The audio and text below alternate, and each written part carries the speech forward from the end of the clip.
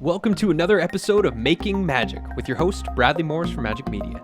This is the go-to show for purpose-driven creators to get inspired with innovative new ideas to produce your educational content, build thriving online communities, and turn your message into a movement. Welcome to the Making MAJIK podcast, everybody.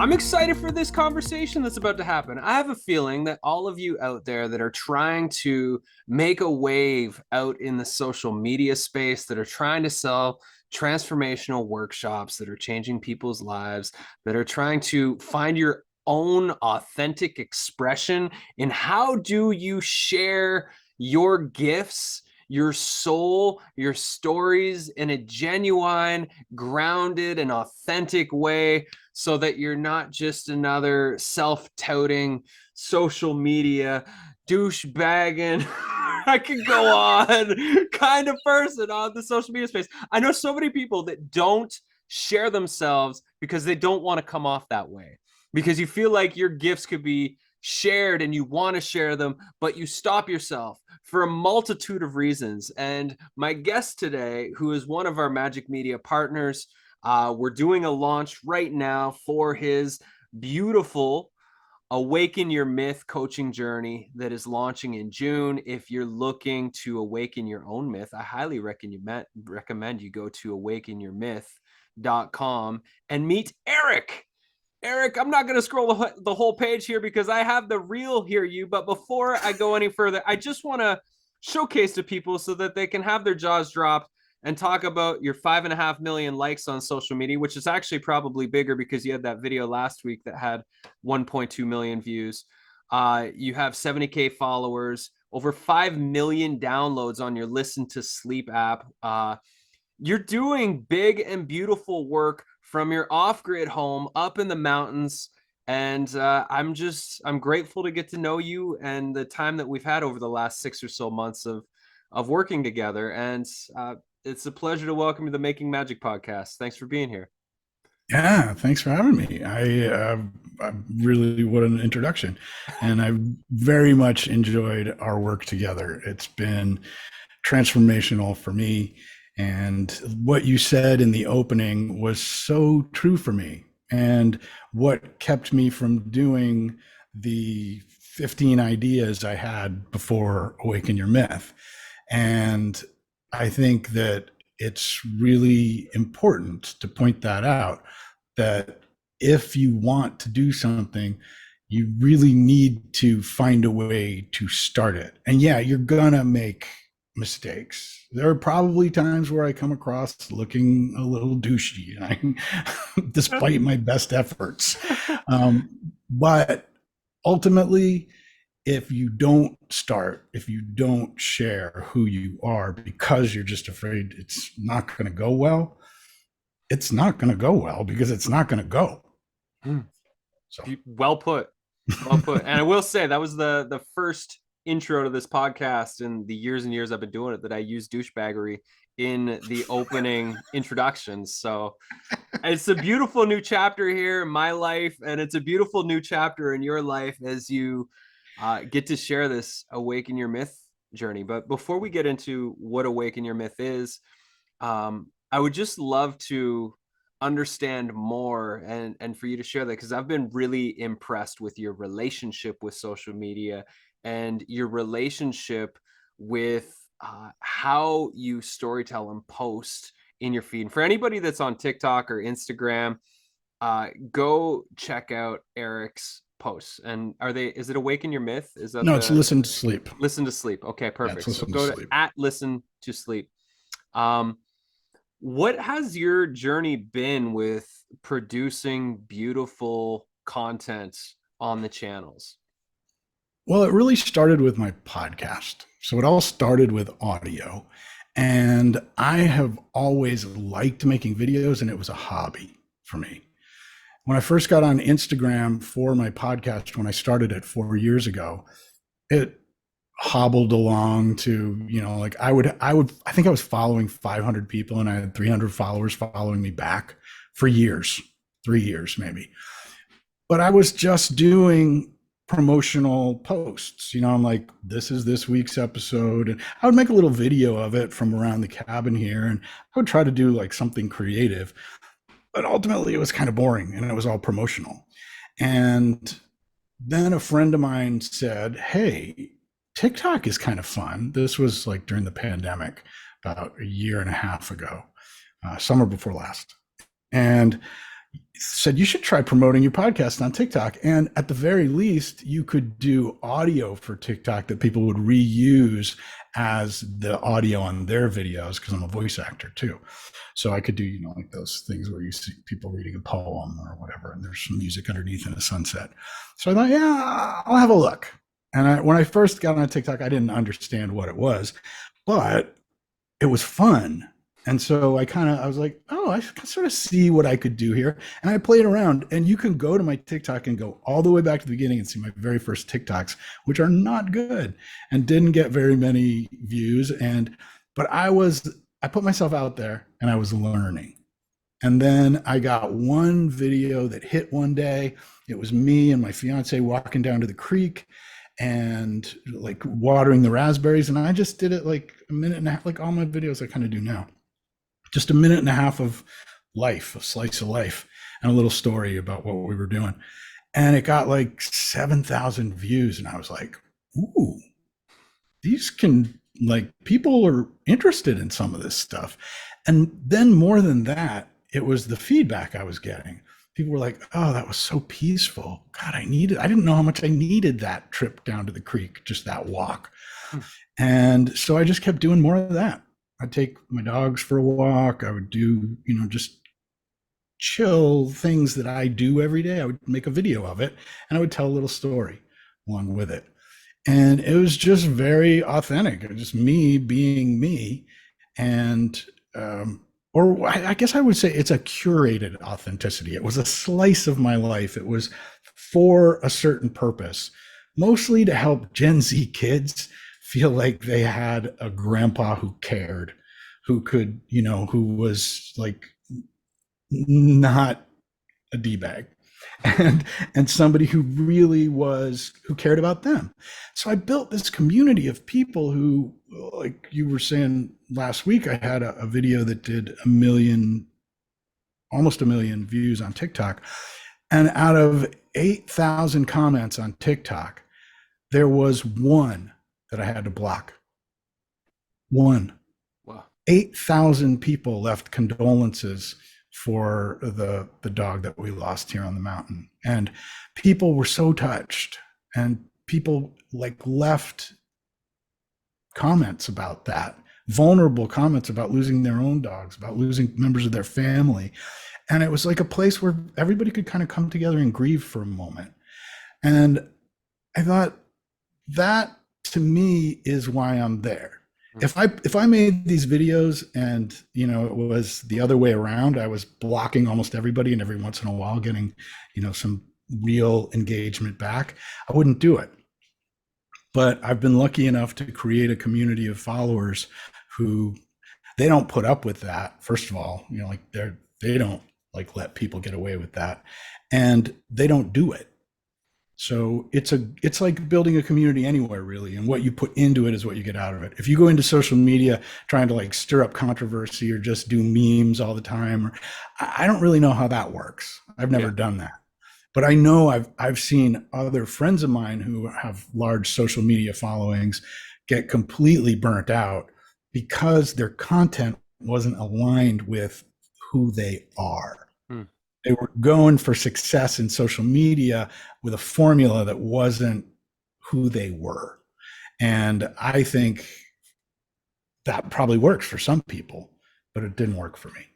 And what worked for me was just being authentic. I love, you just really nailed, I think, what the majority of people struggle with the relationship with posting on social media. And I know for myself as well, when I was doing it, is the posting based on a formula that is working for other people that are selling you that formula, Right. versus posting something that feels authentic to you. And I've discovered that since February 1st, I started a YouTube challenge, And my most successful YouTube videos were my body, mind, swing golf videos, Yeah. following my journey of like training for professional golf and my daily lifestyle of playing in the dark with glow balls.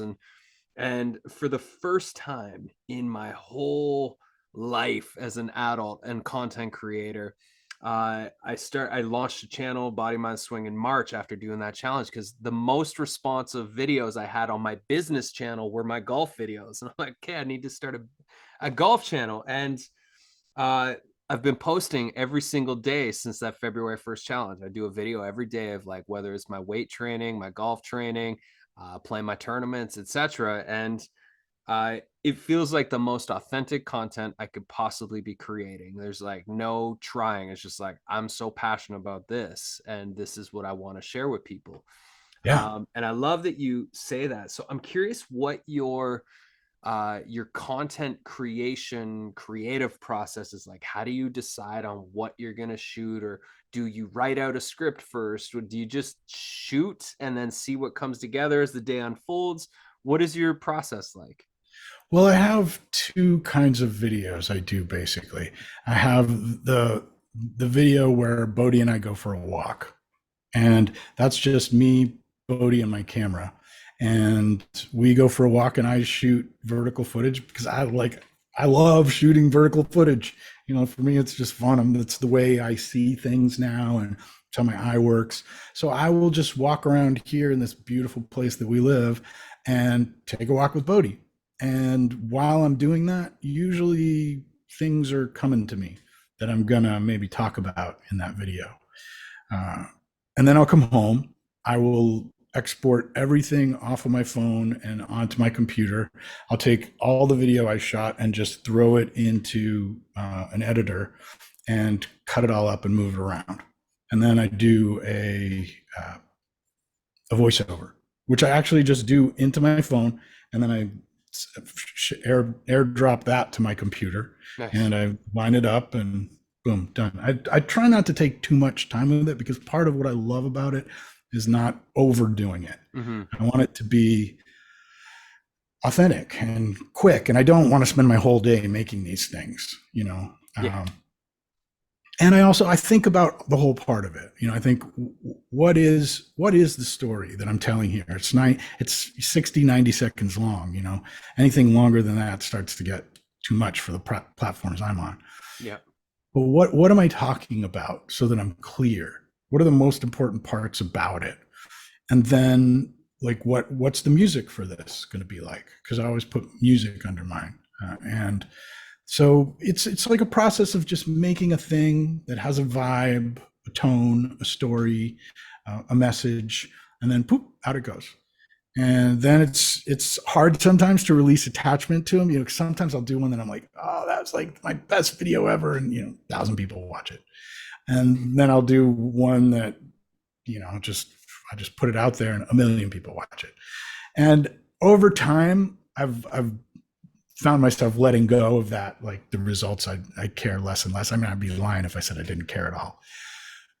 But the other kind of video I do is just sitting and talking, which is let's just talk. And there, I don't really script it, but I get the general thing I'm going to say, and I just talk to the camera. And then I just cut it all up to have the sections that I want. And that's kind of my style. Like it's obviously cut. There's just cuts where it's like I'm here and then I'm there. But I'm like, I don't care. It doesn't need to just be me saying one thing perfectly or reading. I can't stand when people read teleprompters, you know, and if I was gonna get it perfect every time, I'd have to read a teleprompter.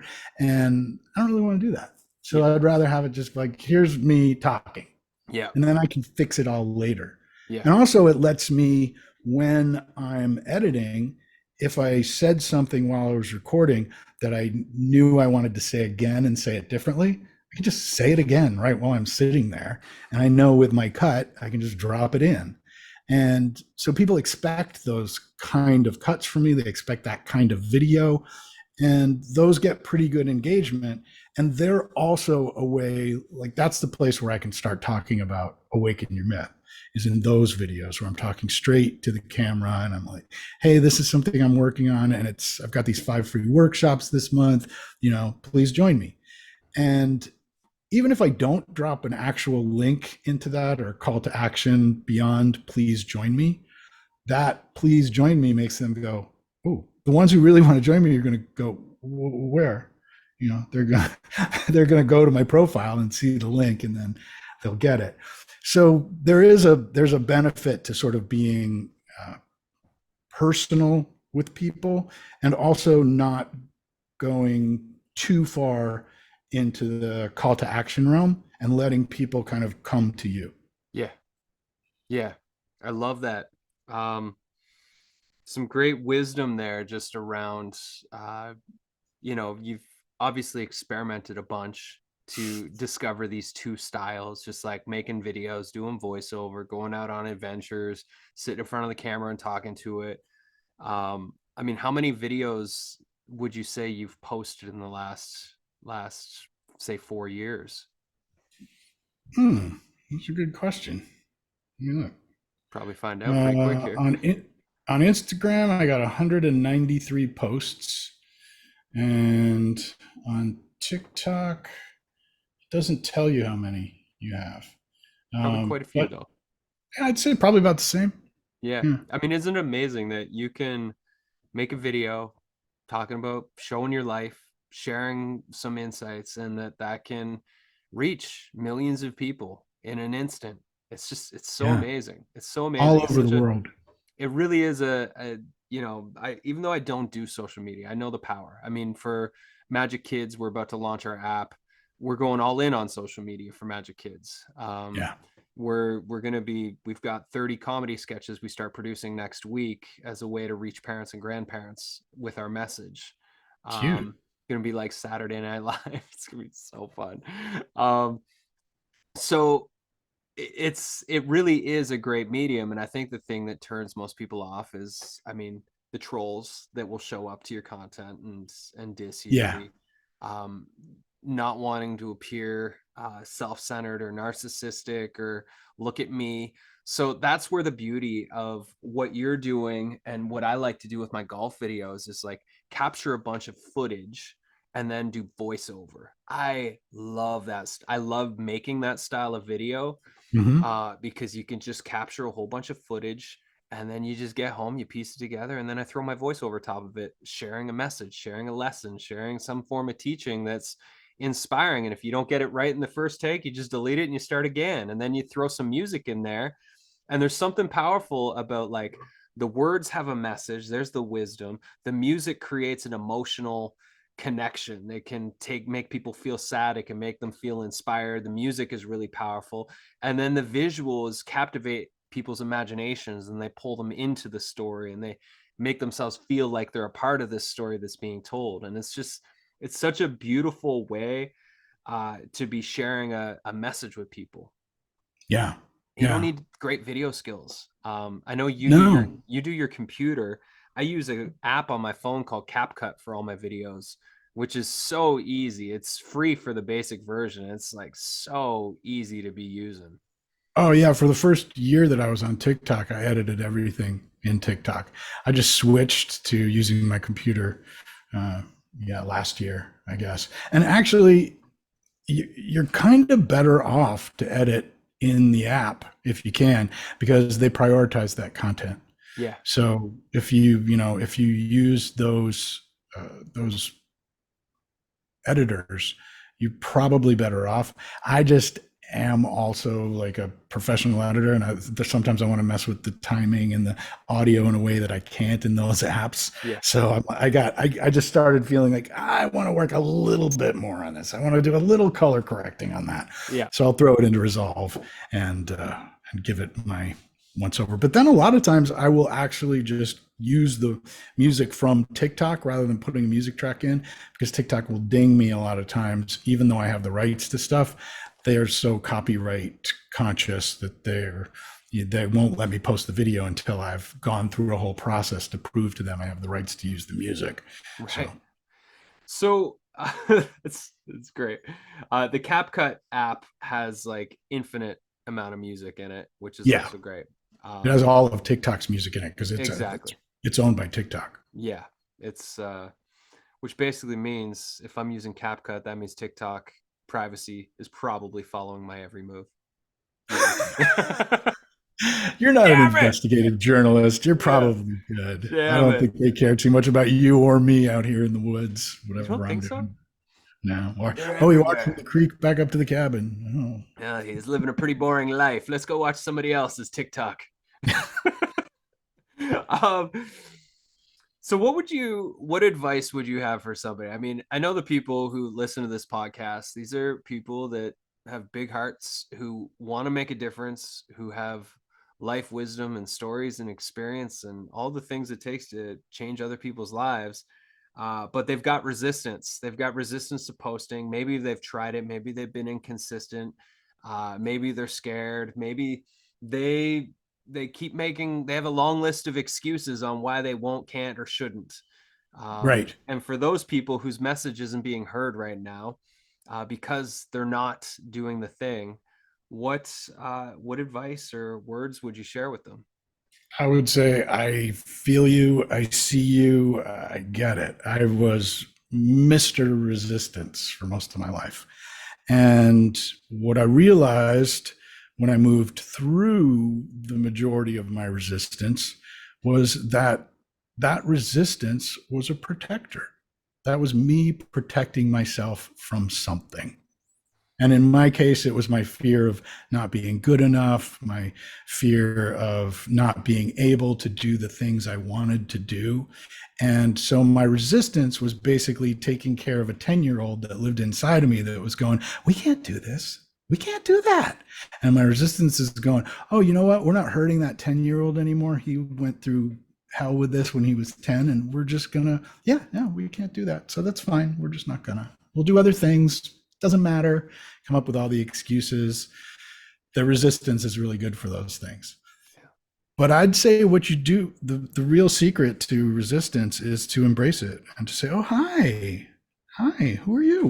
Who are you protecting? What are we doing here? You know, like you're a protector. Oh, okay. And see who is getting protected. And then look at yourself and say, am I that? And if the answer is yes, then maybe you still need that protection and maybe it's not time. But if the answer is no, I'm not that.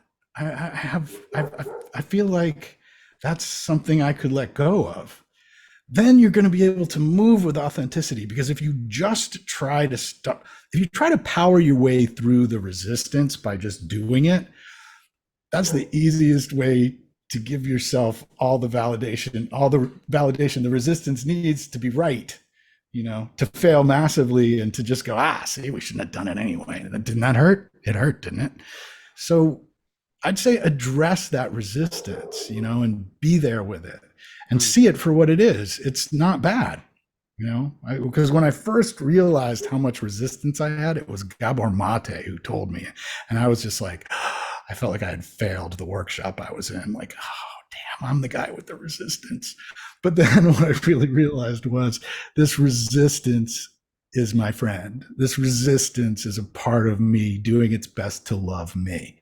And changing that relationship changed everything about what the resistance was doing. You know, I find very little resistance in my life at all anymore to anything. Yeah. I mean, it's not like I don't still have preferences, but I don't have, those preferences aren't based in resistance anymore. Beautiful. What a great answer. Great Great question. Thank answer. you. Yeah, I was looking for like a 3-step process or something, but this is way better. Well, but here's the thing, and this is a great segue to Awaken Your Myth, Yeah. because Awaken Your Myth came out of me having all these Gen Z kids on TikTok go, what did you do to get to where you're at? Mm-hmm. They would see these videos of me walking around in this beautiful place with my dog, you know, like my job is being a podcaster, you know, writing and reading sleep stories every week. Oh, sorry, not sleep stories. That's a trademark of a very large company. I write bedtime stories, and people were like, what did you do to do this? Well, there were two camps. One was, oh, privilege. They would just write it off immediately, privilege. And yes, they're right. Luck, privilege, I've had it all. But I would tell people that what I did wouldn't work for them because it was based on what happened in my life at a specific time with specific circumstances and specific conditions. Yeah. You're never going to face those same things. But I can tell you how and why I got here. Yeah. And that's really where Awaken Your Myth came out of. And that's kind of my way of being there with people's questions is how and why. Because the what, there are a million ways to what. And if somebody had seen me starting on TikTok, or if I had followed somebody else's 3-point plan, it wouldn't have worked because it wouldn't have been mine. And instead, there's like this whole new thing on TikTok of, this old guy who walks with his dog, who has 500,000 followers that all these young kids love, that wouldn't have been there because I just did my own thing, that was about my why and my how, not somebody else's what. Love that. So let's dig into the Awaken Your Myth. You have a series of free workshops. We're one workshop in at the time of recording this. You want to share a little bit about what's coming up this next month? Yeah. It's what I love about these free workshops is that's the one we just did, and that's a good one because that is basically the start of all of it. It goes through the hero's journey. And Awaken Your Myth is based on two things that were huge influences in my life: mindfulness and the hero's journey. And what I did over the last couple of years was take 40 years of personal experience and distill it down into those hows and whys that these kids were asking me for. And that became Awaken Your Myth. And the idea is that the hero's journey is a timeless story. It's the oldest story we have as people that is about finding out who you are. It's an ordinary person in the ordinary world with nothing special needing to happen first, setting out on a journey to find out who they are. And it's such a powerful thing. It seems almost trite, like we all go, I know who I am. But do you? Do you really? Do you know who you are without words? Do you know who you are in a non-conceptual sense? Do you have a sense of the timeless nature of yourself? That's the kind of stuff you can find through the hero's journey. And that's why those stories are so impactful for us. That's why we're so invested in Luke Skywalker and Neo and the Matrix. And we want that person to find out who they are because we want to know who we are. Yeah. But a lot of us stop short of actually looking. We use our minds, just like talking to ourselves, telling ourselves who we are, or, weaving a story that we then hold tightly to and believe. And stories are super important. The hero's journey is a story, but stories are something that we have to hold lightly. And this is about having these stories, understanding these stories, but using them to access non-conceptual knowledge, to access who we really are as people, our intuition, instead of our mind and our ego. Because when we're trying to look at life as a problem to be solved, we only have access to our problem-solving mind, and that will never get us there. But when we can go deeper, and when we can have access to our intuition and yield to that instead of to our doubts and our fears, then the entire weight of the universe is behind us. And that becomes a completely different way of living. Yeah. So ultimately, Awaken Your Myth is about the steps you can take in your own life to move towards that sort of a life and approaching your own life as a hero's journey, and then combining it with what I call the Myth's mind reset, which is mindfulness. That gives you an awareness of where you are in the ordinary world at any moment. Because while you might be on one hero's journey at the transformation stage or the very end, you're probably also starting another at the very beginning. And being able to be present with who you are and where you are is what mindfulness is really useful for. And when I got my certification as a mindfulness teacher, that was really the key that unlocked all of this for me and let me combine these two things to create the myths mindset, mind reset. So then next becomes yielding, because ultimately surrendering to life is far more effective than fighting our way through it. But people don't like to think about the idea of surrender because it sounds like giving up, and that's not something we do, Yeah. especially here in America. But yielding is like, I call it the thing you can do before surrender. Surrender isn't something you can do. Surrender is something you can be willing to do and uh, and be ready for when you are asked to surrender. Yeah. Yielding is something you can Well put. do right off the bat. You can say, I'm going to yield to my intuition instead of my doubts. I'm going to see what life is offering me, and I'm going to accept it, and I'm going to yield to that. I may not want it.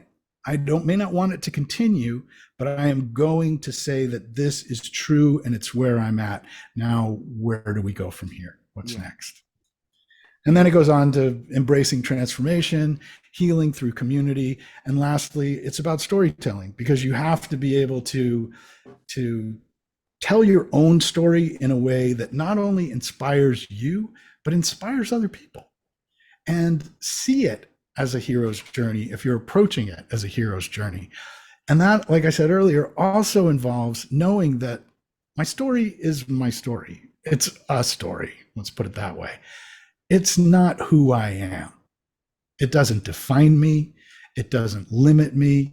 It is just a story. It's the way we communicate as people. We tell stories. So I want to communicate with you. We could sit here and just stare into each other's eyes for 30 minutes, and that can be very powerful. But it's also not the only way we can communicate. So it's about, how do you tell a good story? How do you tell yourself a good story about your own hero's journey? And then how does that become something that brings you closer to your dreams, a life with more prosperity, more mindfulness, more inner peace? Because ultimately, this whole thing came out of searching for that holy grail of inner peace and worldly success. Beautiful.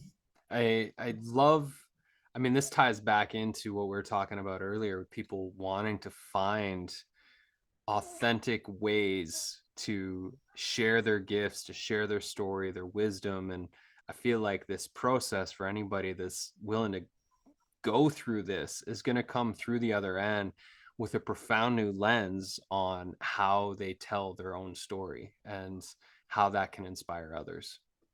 Yeah. Yeah, Oh, that's the whole idea. And all these the free workshops we're doing have everything that's in the program. It's not like I'm keeping anything for the paid version or anything like that. The paid version is really just a way, if you want to spend 6 weeks with me and a group of people who are really committed to dive into this and really live it and experience it on that whole different level, then that's for you. For sure, come join us. I want to see you there. But my goal with this is to get this information to as many people as possible so that they can start today. In fact, if you go to the first workshop, I did a handout that's there, a download of a guide that will get you. It's got all the questions and kind of like the basics from the workshop distilled into a way that you could start living your life more like a hero's journey today, just with that. And if you want some help, then come and join us in the community.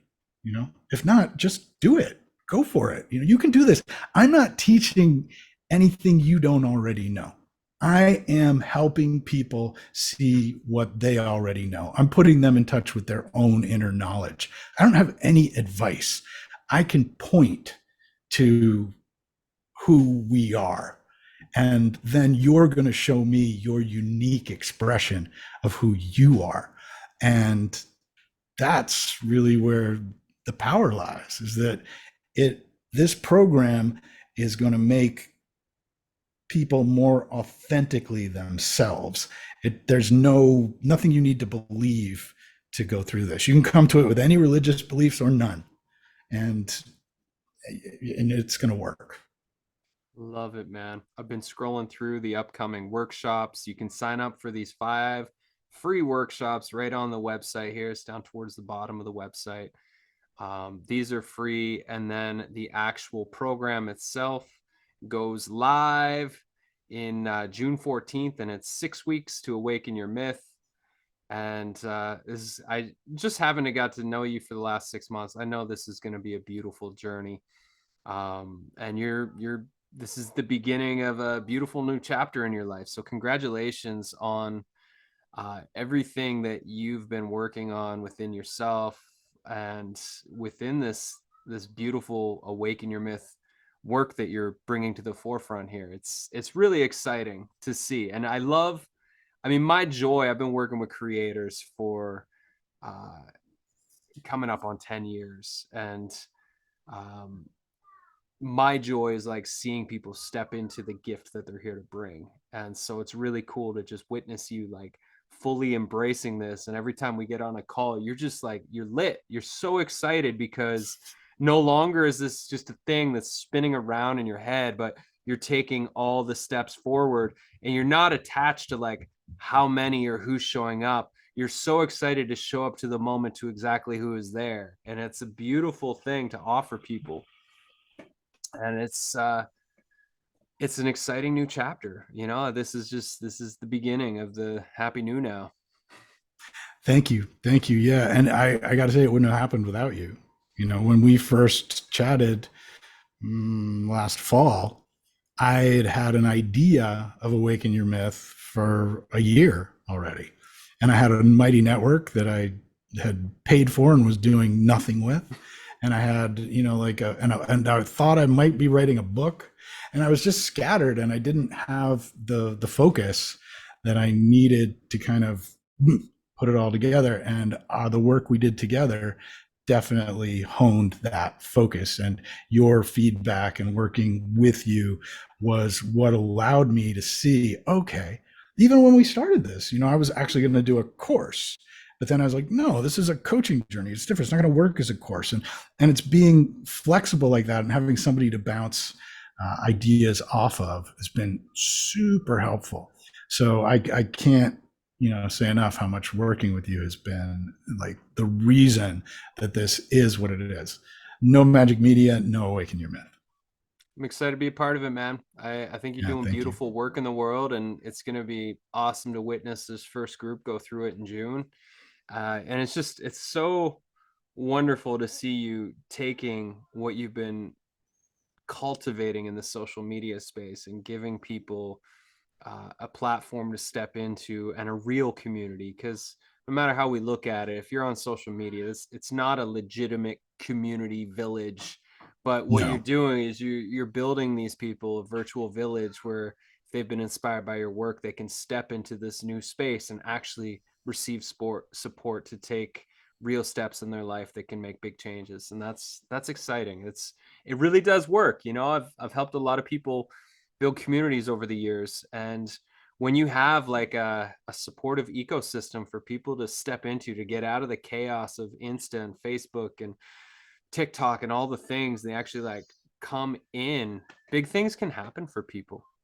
And that's exciting. And I see you in your leadership and your presence to you're gonna be able to help people make some big changes, and that's a beautiful gift to offer the world at this time. Thanks, man. Way to I'm go. so excited Way about to it. go. Way to go. I guess my last and final question, which I meant to ask earlier, but then we just kept going in other directions, is like, how much fun are you having with the creative process of making content for social media? Like, how satisfying is that for you? That's a great question. Is it fun? Sometimes it is. Sometimes it's really fun. It like what does a like what like a hobby you love, like golf for Yeah. you. golf is fun, but it's like more than fun. It's not like day at the beach fun. Yeah. There's something, and I think there's an element of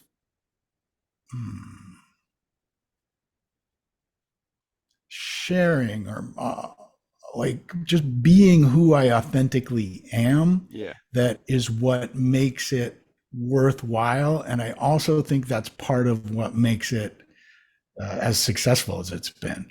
Yeah. Yeah. I think you can also, fun will work if you have if your thing is fun, I'm not, when I was younger, I was more of a fun person than I probably am now.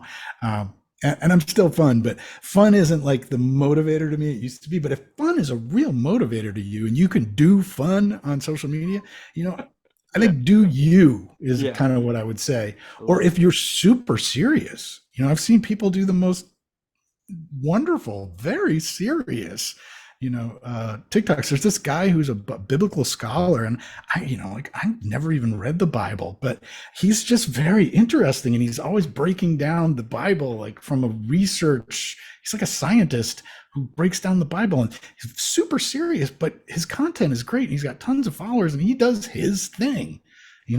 Yeah. I'd say the real key is that I found the thing I love. You found the thing you love. To everyone out there who's thinking, what should I do on social media? Just start doing what you think you might love. And if you don't love it, don't keep doing it and switch to something else. Yeah. Because ultimately, I think that's where you're going to find your success in social media. And it's not going to matter whether you have 100 followers or 1 million, because you're doing what you want to do. You're doing your thing. Yeah. The best way to not find your thing that you love to do is to not do anything. So if you continue not doing anything, then you'll continue not finding what you love to do. So that's my advice to you. If you don't want to find the thing that you love, then keep not doing anything. Yeah. Like I said, go to my TikTok and look at my first TikToks, they were not at all like what I do now. But if I'd have never done those, I would have never had the weekend I had last weekend, where I was just showered in support and love and was able to really share something very meaningful to me with a lot of other people who were very touched by it. As a matter of fact, if you listen to that first workshop all the way to the end, there's a woman in there who came to that workshop because of the video that she had seen on Instagram, and because it had such an effect on her. And she talked about what the effect was, and it made me cry. So that's what is possible if you just start. And Amazing. Be who you are and put that into what you're doing. And resistance, well, just chat with it. Give it a big hug and chat with it when it comes around. But it won't stick around when you do that. It hates that. Get off me. Get off of me. I'm trying to protect you here. I'm the boss. Sure you are. Go sit down. So funny. Well, it's a beautiful closing note. Everybody check out awakenyourmyth.com. Go follow Erik's work on Instagram and TikTok and YouTube at Listen to Sleep. And you have the Awaken Your Myth podcast as well. Yeah. So that's another great place. If you're on Spotify, go check out Awaken Your Myth podcast. Erik's doing great work in the world. Hopefully he's inspiring you now to go do your great work in the world. Thank you, Erik. Really appreciate the conversation and the partnership. Thank you, Bradley. It was awesome chatting with you. Likewise. Thank you so much, everybody. Appreciate you being here. Appreciate the work you're doing in the world. Take care. Thanks for tuning in to this episode of the Making Magic podcast with your host, Bradley T. Morris from MAJIK Media. If you're inspired to leverage your life's work by crafting your transformational, educational, and inspirational media, thriving online community, profitable membership, or to turn your message into a movement, then head on over to majikmedia.com. That's MAJIK media.com. and explore what our Creators Club or partnership opportunities have to offer you and your beautiful business.